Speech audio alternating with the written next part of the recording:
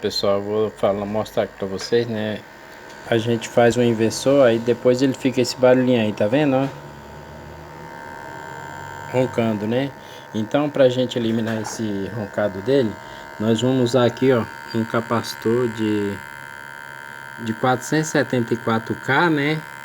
Capacitor de 474K na saída do 110 ou 220, né? Aí tá vendo esse roncado aí? Aí levei um choquezinho aqui. E aí, né, eu vou... Aí, ó, tá vendo? Ó, na hora que eu ligo o capacitor, ó, aí acaba aquele roncado, tá vendo? Olha, eu não tem ruído mais nenhum, né? Ficou muito bacana, silencioso. Que fica chato, né? Aquele inversor com aquele barulhão, né? Pois é, aí você só põe esse capacitor aí, ó. Muito bacana mesmo, aí, ó. 100%, né?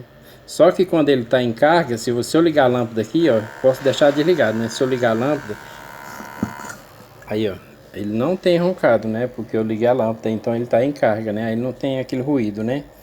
Mas quando você não estiver usando, é só você deixa o capacitor ligado já, né? Que aí já evita, né, desse barulho chato, né, que incomoda.